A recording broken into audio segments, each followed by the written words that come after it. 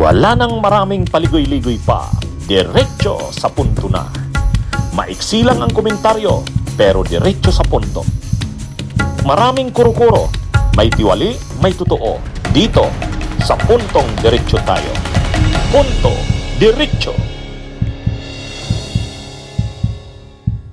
Di umano, kung strategyeng ginagamit nila Lacson, nila Soto at ng Blue Ribbon para nakalibre yung pinaka-mastermind o dapat managot, yung mga testigo or whistleblower ina-undermine, sinisiraan. O yun yung strategy na undermining the whistleblower. At saka yung mga narratives pabago-bago, ang tawag yun ni Marcoleta, shifting narrative strategy.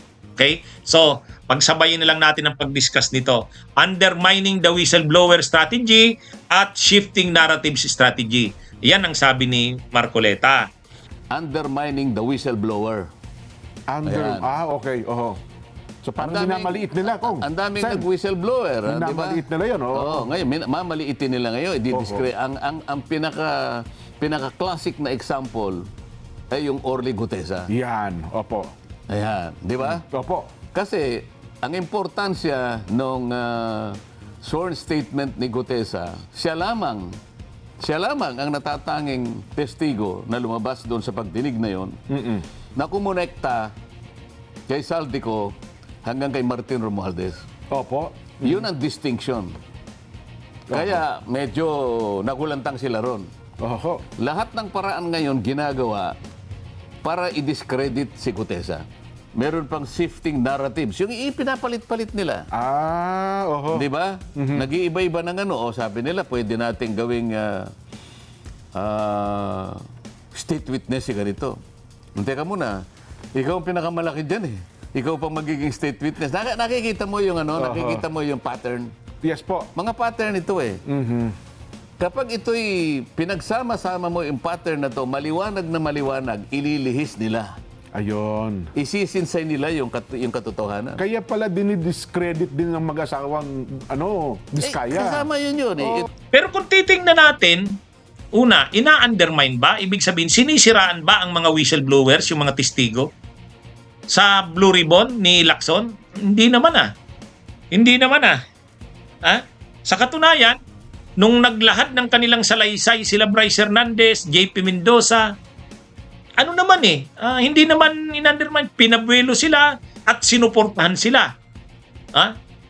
Kumbaga, ang hinihiling lang naman ni Lacson at ng Blue Ribbon ay magsabi ng totoo at sabihin yung buong nalalaman. Yun naman ang ginawa ni Bryce Hernandez eh. Yun naman ang ginawa ni JP Mendoza. Kaya nga, sinuportahan sila ng Blue Ribbon. Sinuportahan. Kaya nga hindi nakaramdam sila Bryce Hernandez at JP Mendoza na parang sila'y pinapabayaan. Sinusuportahan sila basta't magsabi ng totoo at buong katotohanan. Pawang katotohanan at buong katotohanan. Nung bandang huli, pati si Alcantara nagsalita na rin. Sinabi niya na rin yung kanyang nalalaman. Hindi naman siniraan si Alcantara eh. Sinuportahan. Basta't mag-cooperate lang, aminin lang yung nalalaman at buong katotohanan. Ang isa pa, si dating DPWH Yusek Bernardo, nag-appear din sa Blue Ribbon, nagbigay rin ng kanyang mga salaysay. O pinabuelo naman siya. Diniin niya si Chis Escudero. Pinabuelo naman siya ng kanyang mga testimonya. Wala tayong nakita na ginagawa nila Lacson, nila Soto, na sinisiraan ang mga testigo whistleblowers. Pinapabuelo sila. Pinapabuelo. Hindi ina-undermine. Hindi totoo yun eh.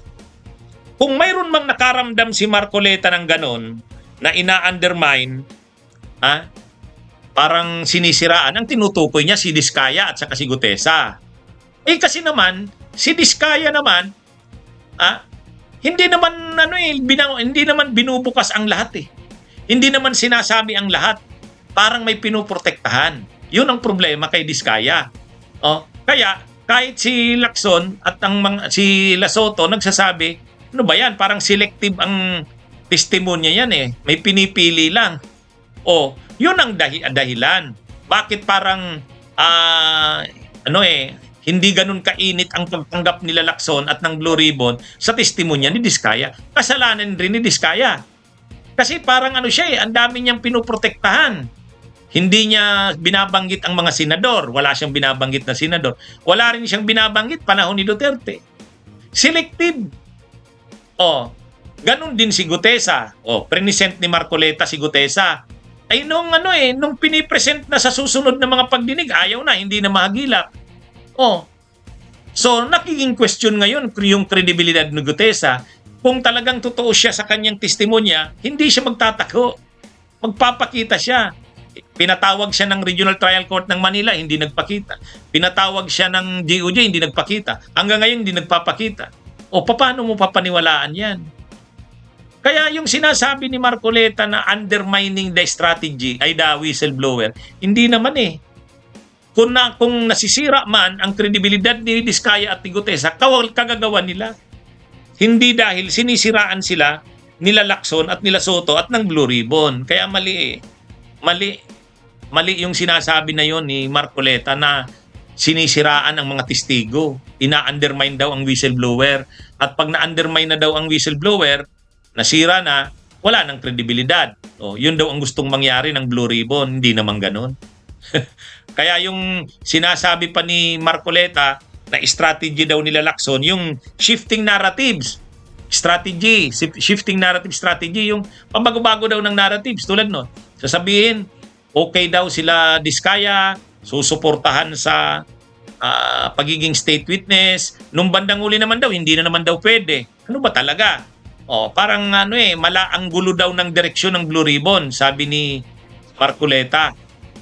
Yon ang tawag niya doon, shifting narratives, pabago-bago ng narratives. Pero ang pabago-bago naman sila Diskaya sasabihin daw lahat, tell all na. Hindi naman magsasabi ng lahat. Si Gutesa naman, nanumpa, nasasabihin niya ang lahat. Pero nung na-question yung notaryo, ayaw nang magpakita. Ay kung ay hindi naman nagsishift ng narratives. Ang nangyayari lang ito, nababago lang ang narratives dahil din sa mga bagong developments. Tulad si Diskaya, pabago-bago rin. Si Gutesa, pawala-wala rin. Yun yung dahilan nun. Hindi dahil binabago nila Lacson ang narratives or nila Soto. Kaya hindi tayo sang-ayon dun sa sinasabi ni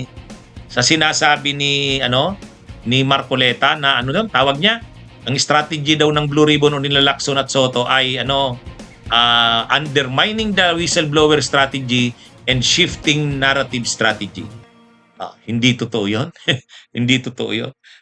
Bunyog, halikan na kasama ka.